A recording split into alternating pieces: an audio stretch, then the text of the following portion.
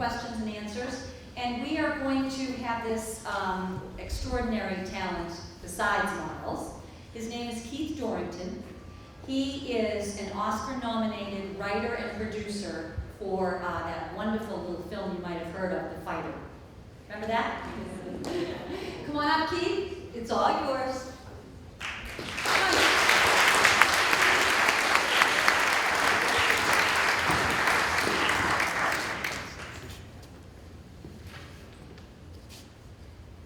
Does anybody have any questions before we even get started? Like burning question, you gotta know something?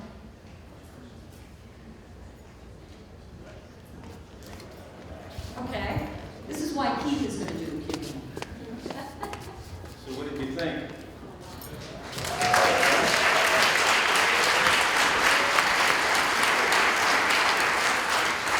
I just love these local character-driven stories that are so passionate, and Boston is so rich with that.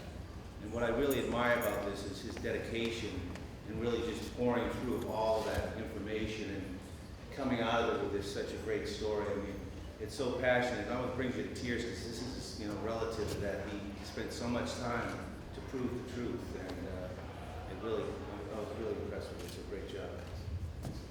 I was wondering, is Chris here too? Chris Evans? You come up too, Chris? All right, so we'll ask you a question from there. He's your my Uncle John's here. Is John? We're getting I love it. Yeah.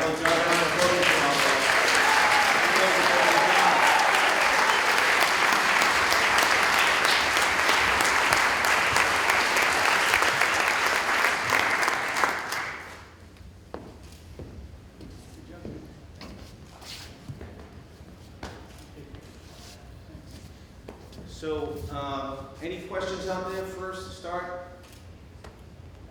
Sure.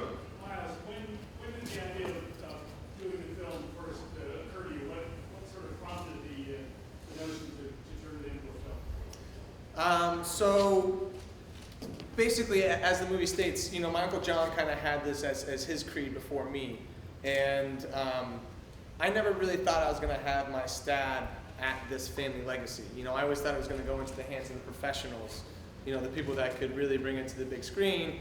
And then, these days the game is changing a little bit, where you can make a film that is is pretty professional just on a laptop, with a lot of elbow grease, I guess. And coming out of graduate school, I kind of Johnny was kind of like, hey, we do have this story here. Why don't you help me start to kind of put this into a form that people can then see it and take it from there. So he had done about 10 years of legwork before I even showed up on the scene. So for me to kind of come in on the heels of him and have the investigative experience that he had, it was really it put me a step ahead, I think, in terms of trying to turn this into a film. But certainly knowing how much material there was, it was just a matter of whether or not I was going to be able to take a stab at it. But as my first project that I got to work on and really sink my teeth into, there was a lot there and there was a lot to learn. So certainly, truly blessed to have such a rich family history to be able to work with. That was a wonderful documentary, and I'm glad that I finally got to see all the pieces of the puzzle put together that way. And I was wondering if you guys feel that there's any closure to the case now after this documentary. Do you feel there's at least more closure to this? I hope we just did it. I hope we just put some closure to it. Miles has done a great job.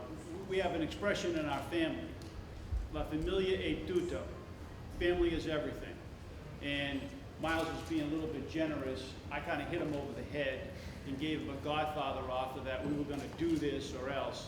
And we probably put 100 hours of filming into this. And so for Miles to kind of take all of that and synthesize it down into this little project, I think is a great feat, because it's a difficult story to tell. It's got a lot of complications to it, and he just did a great job telling it. He's got a great career ahead of him. Thank you. What is your hope for the film? I guess I'll speak into the mic. Hope would be, you know, a little bit of a festival run, just to get it out there, and then hopefully, you know, any type of distribution would be wonderful. Be blessed to do that. But I think also these days we can't underestimate the idea of self-distribution, and especially, you know, having a strong web presence is important. And we're going to actually release a web series that will be strangleholdthemovie.com. And we'll basically release all the extra material that didn't make the final cut. I mean, you know, there's hours and hours of unedited footage or edited footage that just didn't make this cut. And we'd like to basically put that out there in, you know, short 2-minute segments. And if we can prove that there's an audience for the film, you know, maybe we can overcome some of those obstacles that distributors might say, hey, look, this is too local, or this is too personal for distribution. So if we can kind of prove that there is an actual audience for this, then maybe it can reach a national audience. Next question. Do you have another project coming up? Yeah, I mean, there's too many to count that are spinning around in my brain here. But right now, I'm focused on doing some teaching. I do media literacy workshops for kids, and so I'll be out in San Francisco doing that, and then you know, developing the next project, and then also doing a little bit of advocacy work. So.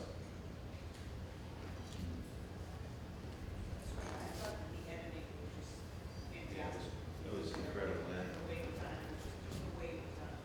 But I also want to ask, with all the documentation that you have, are you planning to put it in some sort of historical society or you know, put it out there, or are you planning to keep it all within the family?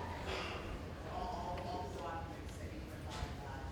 No, we're certainly looking to get everything out in the public record. So, because as I say in the film, you know, an investigation doesn't just look at one story, and this is kind of just one story. And there's a lot of stories out in this area about the Boston Strangler and the effect that it's had. So, you know, our ultimate goal is to try and get everything online.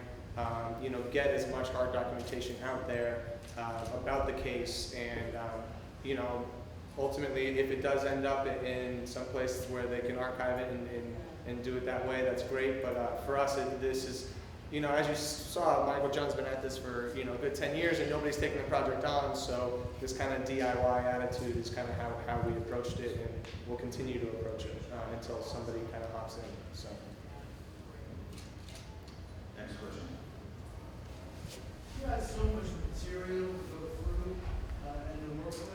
And I know you pretty much did this all by yourself, right? Yeah. So top to bottom, from the first day that you started on this, how long did it take? That's a great question. So my Uncle John and I was actually still in graduate school in the January of 2008, and I had just been making a small project in graduate school, and I went home and I had the equipment, so I doubled up with the equipment, and we shot our first shoot in January of 2008. But again, I have to be specific that John had already done 10 years of legwork, documenting, you know, literally going through every single file. So we have an inventory of everything that's in there. He had already gone through all the letters, so I kind of had to jump on the letters. But then it was just about getting the camera, you know, onto a lot of this stuff. So it was 4 years ago. I had a little bit of a hiatus, but more or less, you know, it's been 4 years in the making, a good year and a half of editing, and 6,000 gigabytes of information. So 6 terabytes. So that's how big the project is. So and I might add that we didn't have a script. We just turned on the camera. I started talking. Miles started filming. And my wife would make us dinner and keep the beer cold on the back deck for us. And we did this over the period of probably 3 years. And it was just a matter of turning on the camera and talking about specific issues. And again, just to see the way Miles has taken all of the material that we had, which is immense, because it was a big investigation. So my expertise from an investigative standpoint was one issue, but taking all this material and editing the way he did and being able to tell the story that I always wanted to tell, but didn't have the ability to tell, it was a great thing tonight to sit here and to see it on the big screen, and and I hope it gets on a bigger screen. There's a lot of great crime stories in Boston. We've all seen those movies, and I think this is as good a crime story as anyone that's ever made the big screen. I mean, and another thing too that's interesting is when you work on a personal film like this, the lines between pre-production, production, and post-production really get blurred. You know, for instance, you know, I could always get into the archive, and that was what's great about the projects is I had complete access. So, you know, literally, I just shot the final credits like Tuesday night at 2 a.m. You know, so it's like, you know, to the dismay of probably the festival, the people at the festival. But nonetheless, I mean, that's what happens. And you know, like the shot where John goes into the raincoat. I mean, that was shot 3 weeks ago. So, you know, we were still kind of tinkering with some stuff, and we kind of through a lot of the test audience got to know, you know, what was going to actually pull this film in and put it together. And you know, obviously my producer Cheryl, who's based in New York, has been awesome being an eye on the film since day one. So, you know, I would literally, you know, edit a section, send her a cut. She'd send back these notes that just made me want to, you know, huck myself out of my bedroom window. But I fought through it, and Cheryl, take it back. Hey, Cheryl, stand Yeah, up. this is Cheryl, everybody. She's working on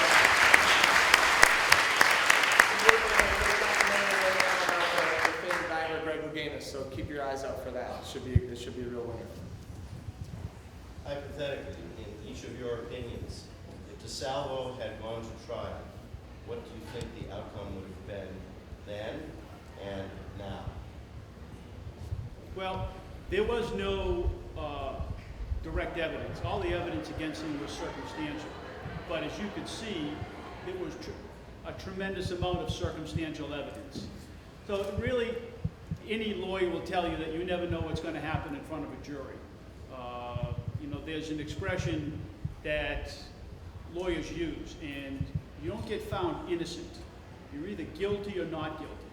So it would be tough to say. You know, I think that probably back then, chances are he may have been found not guilty just due to the evidence, be in terms of what was going to be put in front of a jury.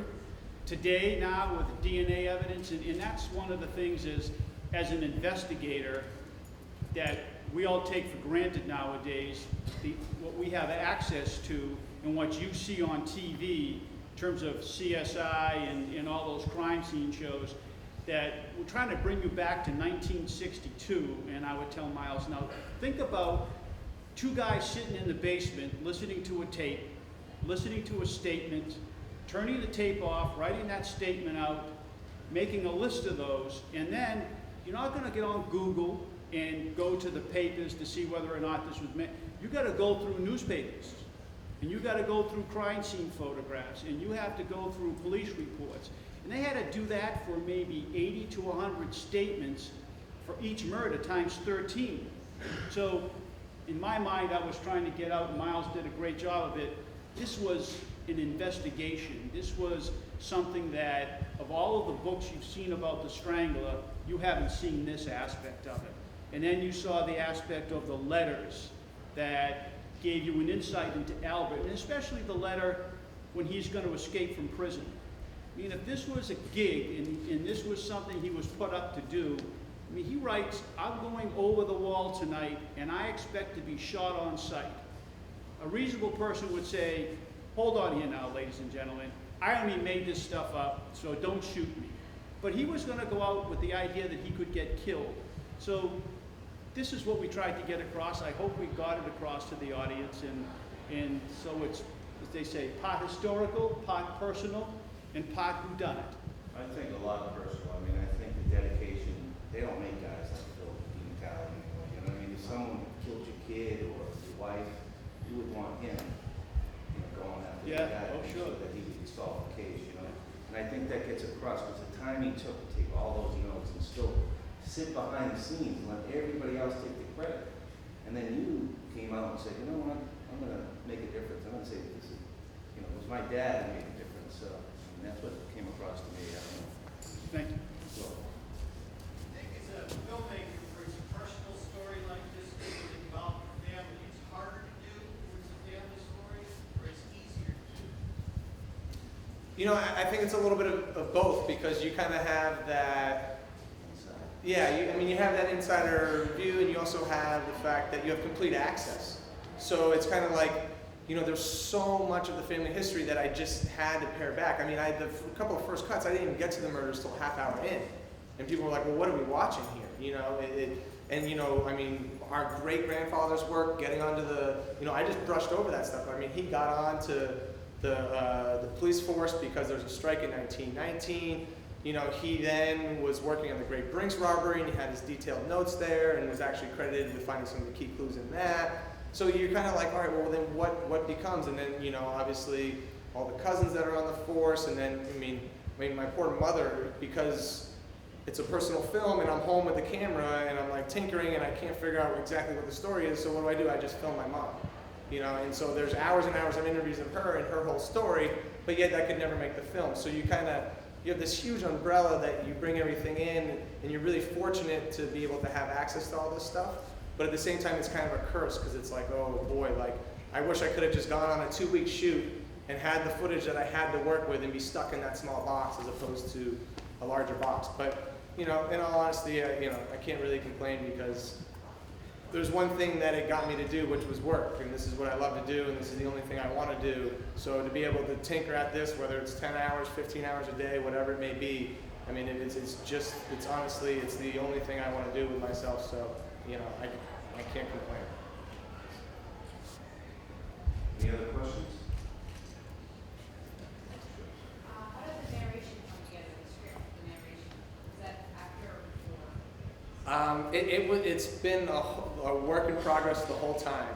I tend to get really wordy and repetitive when I speak or when I write things out. So the script was actually, the voiceover for me was the hardest thing maybe I've ever done, because number one, you got to execute and speak clearly, which I tend not to do all the time. I'm kind of a mumbler. And then on top of that, the grammar's got to be good, and then you got to think about how to say it succinctly. And so that was the hardest part for me to put together, just because it was so massive and such a long job. Because you just try things. You try it once, and then send a cut to Cheryl, and she'd say, no, it's not working, we're not quite there yet. Then you'd have a test screening with a group of 20 people, and then they'd say, oh, well, this isn't working, and then you you hash it back. And then it's like, how do you put all this information out there, about, how do you tell somebody that knows nothing about the case? And so how do you get them pulled in without going into too much detail? How does the story unravel? So literally that has been like the part of the film that we've been working on day one, and then the kind of visual style came into place afterwards, where it was like, okay, now we have all the content, so let's start to place the imaging in. So we're just getting ready to wrap up, but sure, one last question. So if Albert was not going to be tried for the murders, what do you think would have happened to him had he lived, had he not been killed in prison? Tough to say, quite frankly. I think, well, he was staying in prison for the rest of his life, and For what exactly? he'd been charged with a number of crimes for breaking and entering and sexual assault. Related to those cases? No, unrelated. And in one of them he had a gun, even though it was a toy gun. But back then that was considered using a gun in the commission of a felony. So they decided that they thought they could convict him on that basis, and that he would go to jail. They would have the confessions. They knew he was the Strangler, and everybody would live happily ever after, basically. We have one more question, just from me. I don't want to let them off. There was a lot of, you focus on the gang links and stuff, and during that time, a lot of the press was focusing on that and away from Boston Strangler. And it's funny because I researched that for about 8 years, and I have a question. Some of the people I interviewed were saying that, do you think that all the murders that were committed on strangulation were from Albert DeSalvo, or do you think some were? Because what I've been told is that you don't like your wife a strangler, make sure you get the knot right, and you're blame it on the Boston Strangler, So I don't know how you feel about that, but that was some of the things that I've got. Did you think he committed 90% of them? Well, he committed every one of them. Every one of And there them. was no question he committed every one of them. And just the detail that we went in with just for one or two of those murders. That can be said for all of them. He knew details that only the killer would have known. So either the killer told him those details, and as I say to people, well, then if you believe that theory, you have to believe that one man in a prison cell with another man over the course of however many months they were together, if in fact the real Strangler was incarcerated with him, gave him the details of 13 separate murders. And you weren't allowed to take any notes of those details, and you weren't allowed to turn on the tape recorder. And then a year later, when you were interviewed about it, you remembered every one of those details that somebody had told you. And I would suggest to you that that would not be possible. I think one last thing, just to respond quickly to that question about Albert too.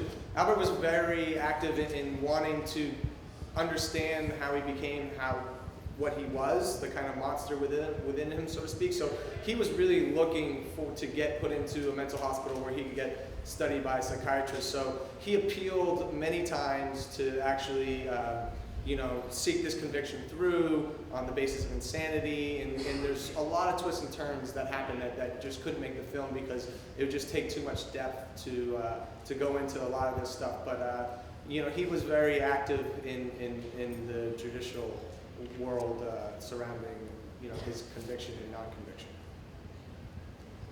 Awesome.